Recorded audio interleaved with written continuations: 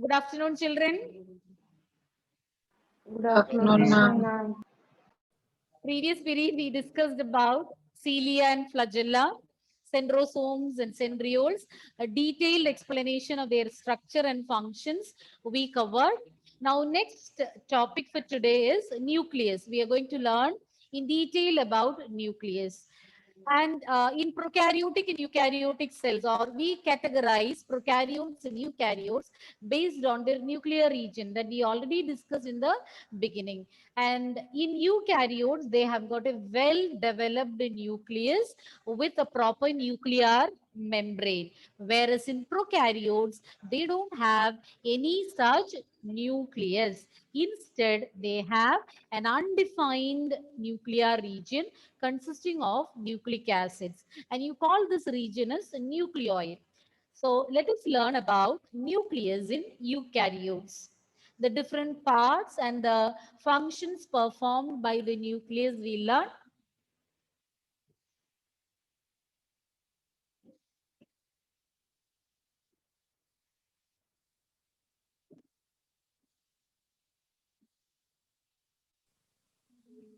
Nucleus, this was first described by the scientist Robert Brown in 1831.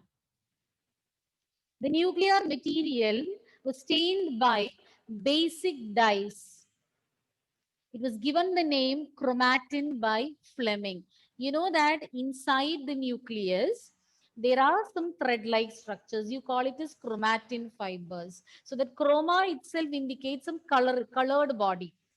And even when you carry out some staining work or taking out the section of onion peel or stomatal cells or whatever it is, when you add a stain to the section, you will find that there'll be a darkly stained body in these cells. So nucleus will be darkly stained. So they takes up a little extra strain when compared to the cytoplasm and the other structures.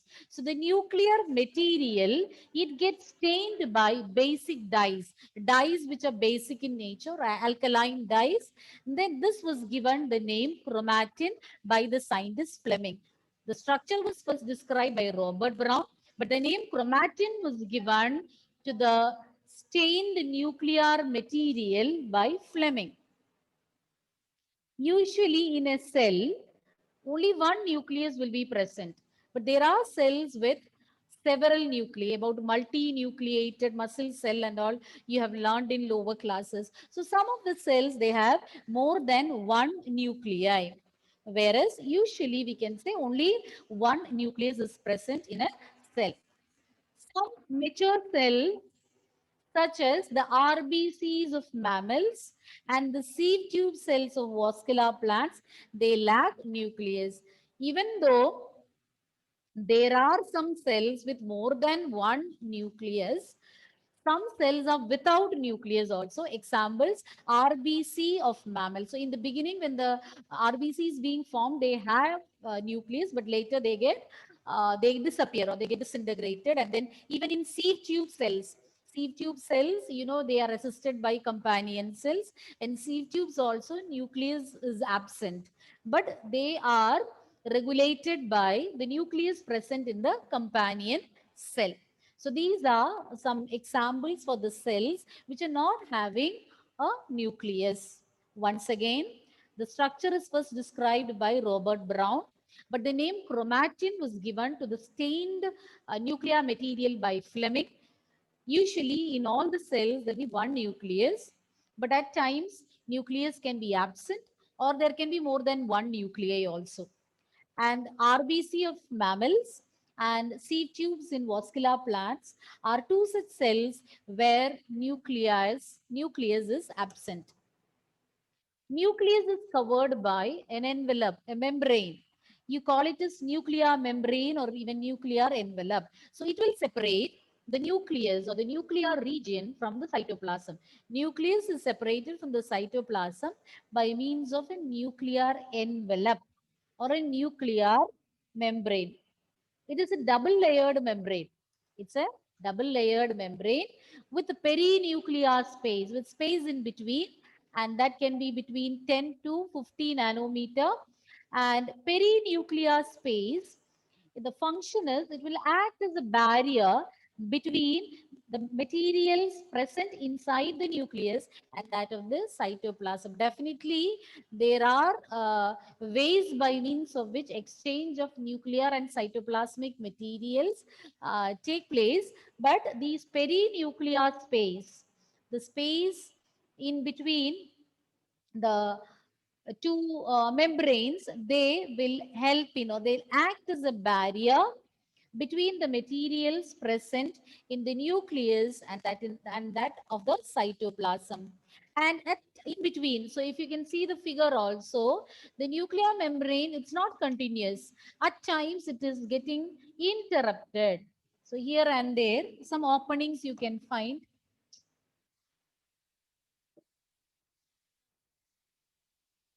Here and there you can find some pores or openings. It is interrupted by the presence of some pores. You call it as nuclear pores, and that is meant for the exchange of materials between the nucleus and cytoplasm, mainly RNA and proteins. They get transferred in both directions, from nucleus to the cytoplasm and from the cytoplasm to the nucleus. So once again, I'll repeat the points. Nuclear membrane or nuclear envelope separates nucleus from the cytoplasm. It's a double layered membrane and there is a space known as perinuclear space in between them, and that will act as a barrier between the materials present inside the nucleus and that inside the cytoplasm.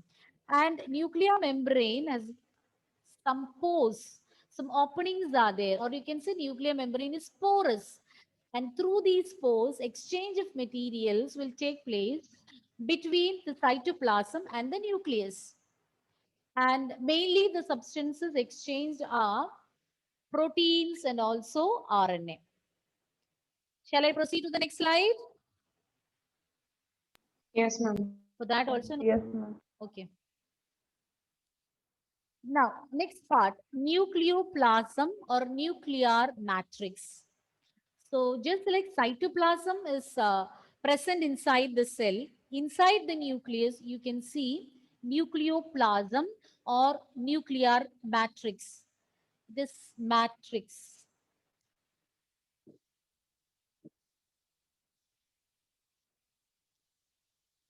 Nuclear matrix or nuclear membrane. It consists of chromatin fibers and nucleolus. Nucleolus and chromatin are found inside nucleoplasm. Similar to cytoplasm inside the cell, nucleoplasm is found inside the nucleus, and scattered in the nucleoplasm, you can find thread-like structures known as chromatin fibers and a small spherical body known as nucleolus.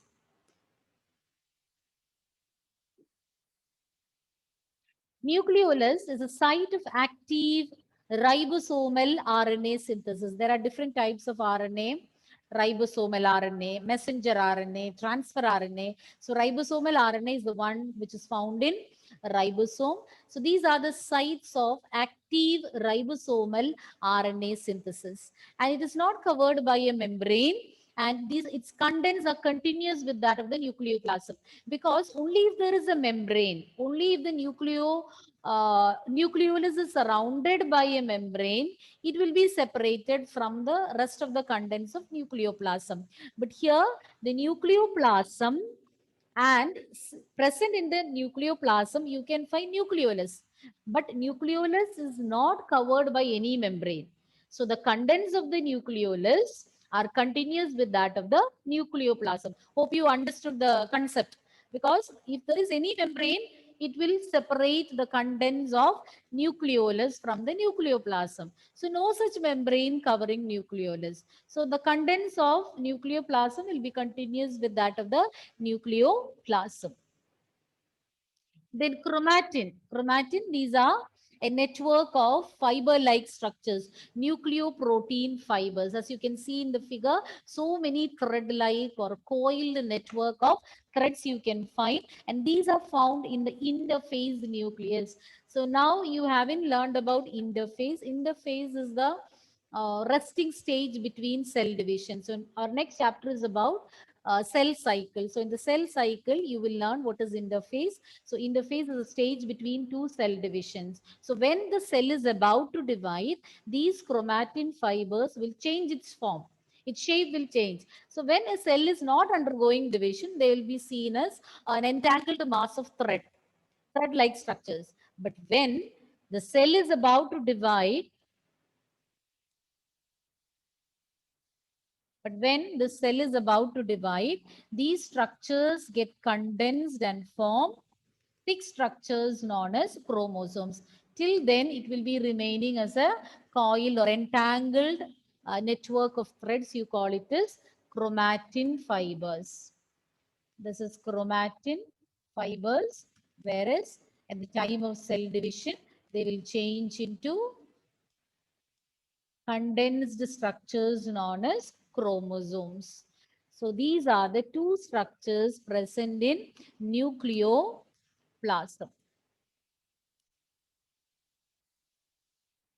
Then chromosomes are the chromatin structures which form, or these chromatin threads, they will form distinct condensed chromosomes at the time of cell division. And chromosomes are made up of DNA and proteins. And even RNA is also found. Histone proteins, non-histone proteins, RNA. So details of the structure and all you will learn in class 12. So I'll repeat once again. We were discussing about the structure of nucleus. Nucleus is covered by a membrane. You can call it as nuclear envelope or nuclear membrane. And it is covered by a double layered membrane. And in between these two membranes, there is a space present. You call it as perinuclear space. And what is the function of perinuclear space? They will act as a barrier. They'll act as a barrier for the materials between nucleus and the cytoplasm. Then this nuclear membrane is provided with so many pores. You call it as nuclear pores. And why these nuclear pores are present? It is through these pores that different substances like RNA and proteins get exchanged between the nucleus and the cytoplasm.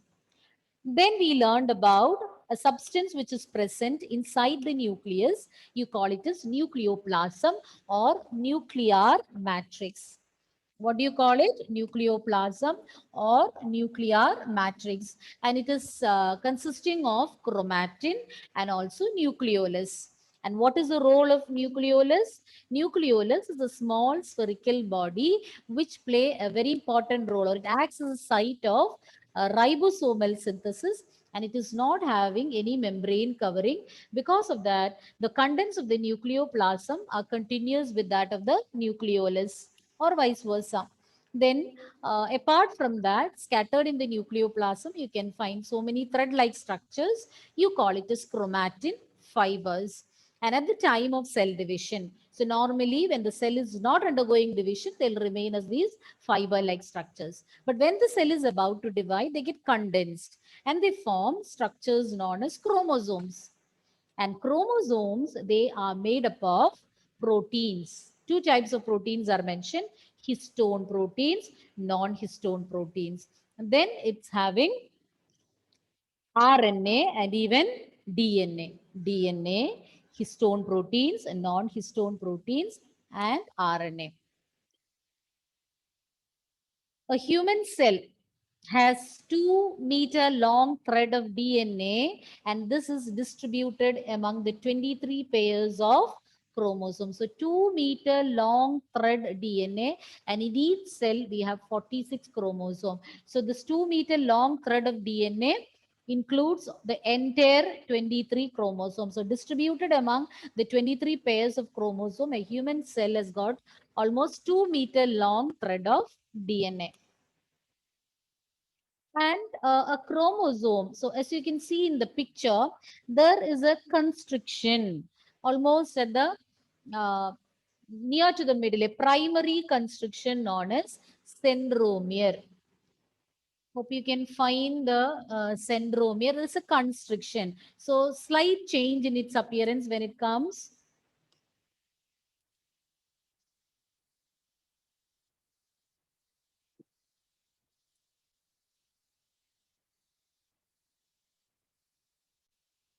So here you can find a constriction.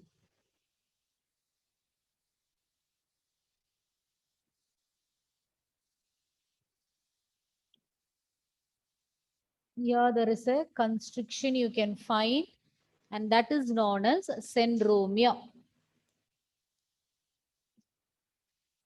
On the sides of the centromere, you can see two disc-shaped structures. These two structures. And you call it as kinetochores.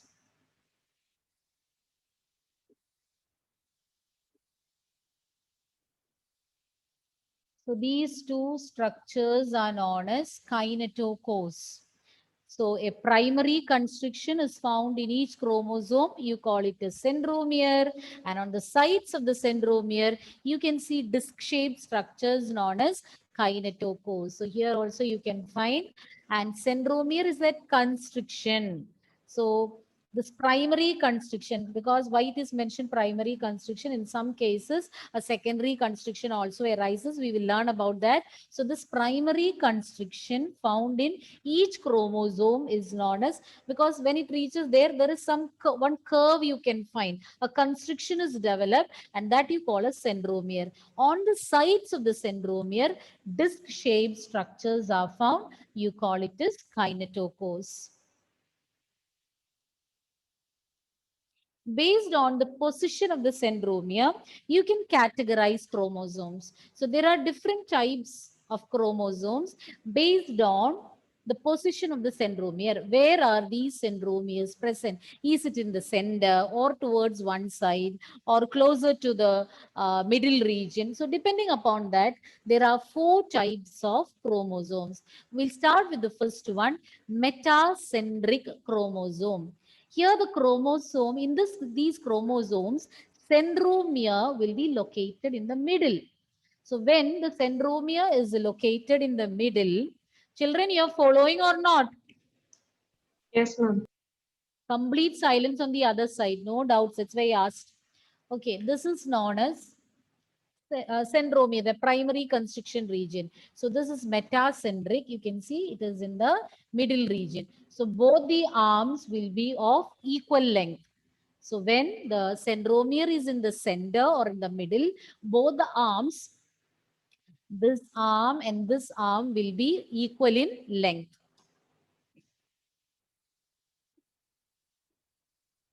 Then submetacentric. In submetacentric, they will be located a little away from the middle. So when it is exactly in the middle, when it is in the center, you call it as metacentric, both the arms equal length. But when it is close to one side or close to the end or little slightly away from the middle, you can call it as submetacentric. Metacentric in the middle. Submetacentric not in the middle. It's a little away from the middle. So what will happen to the arms? One arm will be short and the other arm will be big. One arm. So there'll be difference in the length of the arms. So one arm will be big, one arm will be shorter. Then next one is acrocentric. This will be located close to the end. So one will be very short arm, the other one will be very long arm. And the last one is telocentric. Here it is at the tip. Terminal. So you can't make out the other arm, only one arm. It appears this on the tip. So we cannot make out two arms clearly. So I'll repeat all the points once again. This was about categorization of chromosomes on the basis of their centromere position. So when it is in the middle, you call it as metacentric. M for middle, metacentric. M for metacentric and M for middle. So remember the letter M. In M, it is in the middle. So if it is in the middle, both the arms will be of equal length. Then submetacentric. If you know what is metacentric, submetacentric means a little away from the middle. So one arm will be short, one arm will be long. Then comes acrocentric. It will be located close to the end. Acrocentric means it will be centromere will be located closer to the end. So what will happen? One arm will be very short, the other arm will be quite long. And the last one, telocentric, it is at the tip. So you can't make out the other arm clearly. Okay, it's almost at the tip. It seems to be of one arm chromosomes. Then sometimes chromosomes have got a non-staining secondary constrictions which is fixed at one place. You call it as satellite. That is why in the beginning I told primary constriction. So it is mentioned primary constriction because a secondary constriction also exists. So primary constriction is known as centromere, where the kinetochores are present. But apart from that, there can be a secondary constriction also. You call it as satellite. It would be at a fixed place. So that is known as, those are known as satellites. So in certain chromosomes, you can find a secondary constriction and they are fixed at a particular place. They are non-staining. You call it as satellite. Now, children, you might be thinking why when we say about chromosome, why two of them, two strands are found. Actually, these are single chromosome with two sister chromatids. So this is one chromatid. This is another chromatids and they are held together at the region of centromere. So two chromatids, chromosome with two sister chromatids which are held together. Those two sister chromatids are kept together at the point of centromere. That is why it seems to be as two strands. Okay. You people are there on the other side, no? Or you went or you slept? No, ma'am. You all are listening? No. Never saying no. I am listening. Ah, okay, then I'll start with Nevin. Nevin, tell me the different features of nucleus quickly. We have 5 minutes. Nucleus. Ah. Before that, Gayatri had asked me to explain centromere and kinetochore. Centromere is a primary constriction present in the chromosome. And it is the two sister chromatids are kept together at the region of centromere. And on either side of the centromere, two disc-shaped structures are there. You call it as kinetochore. So it is at the I mentioned about spindle fibers, no? So chromosomes, when they are aligned or when they are arranged with the help of these spindle fibers, these spindle fibers get attached at the kinetochores. All that you will learn. Don't worry about it. So spindle fibers, kinetochores, next chapter we will learn about it. Okay. Nevin, tell me what all things we said about the nucleus. It is the information center of the cell. Each Oh, cell has its own nucleus. louder. Each cell has its own nucleus. One nucleus. I didn't get it. Tell me the general based on the presence of nucleus, all that you don't have to say, like in some cells these are present, in some cells these are missing. No problem. Avoid that. Just the structure of the nucleus, one by one, the different parts. Nandana, by the time he thinks, Nucleus is bound by a nuclear membrane. membrane, and what is And that? it has a perinuclear space. There are two layers of membrane. Between that, there is a perinuclear space. Perinuclear space. It acts as a barrier between the materials present inside the nucleus and outside. Okay, Anna, what is the role of nuclear pores present or scattered on this membrane? What is its role? They transfer the RNA And proteins. and protein. Between? Between Nucleus No. and the cytoplasm. Nucleus and the cytoplasm. Then what else, Gayatri? What are the other structures? Then there is a nuclear matrix or nucleoplasm, which consists of nucleolus and chromat. Nucleolus and chromatin. So what is meant by nucleolus, Noreen? What is nucleolus? It is a small spherical body and it is a site of active RNA synthesis. It is not bound by any membrane and its contents are continuous with the nucleoplasm. Okay. What else we learned, Malavika? About chromatin, you can say. What They are are chromatin? loose, indistinct network of nucleoprotein fibers. Which stage of the cell you can find it? Interface. When the cell is not dividing. And when the cell is about to divide, what changes will happen, Punya, to these chromatin fibers? They arrange themselves to form kinetochores and they have two sister chromosomes. This chromatin will change into what? That's my question. They get condensed and form Chromosomes. chromosomes. And chromosomes, in the figure I showed you that there are two sister chromatids which are held together in the region of centromere. And what is centromere? What is centromere? Rijaz, what is meant by centromere?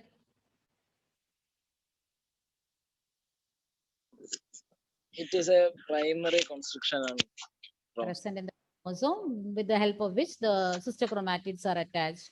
And which are the different types of chromosome? Name the different types of chromosomes based on the position of centromere. Vidur, just name it. Only the different names. Metacentric, Centric, submetacentric, acrocentric, or acrocentric. Last one, and telocentric. telocentric. So what is the difference between submetacentric and metacentric? Michael? Michael, Yes, ma'am. what is the difference between the chromosomes? Can you say it again? The difference between metacentric and submetacentric chromosomes. I'm not sure, ma'am. You have to be sure. I was wasting my energy then. Whom are you looking at? Who is there in the room? Nobody is there. So how can you say I'm not sure? I didn't teach you and I'm asking you to guess and tell me the answer.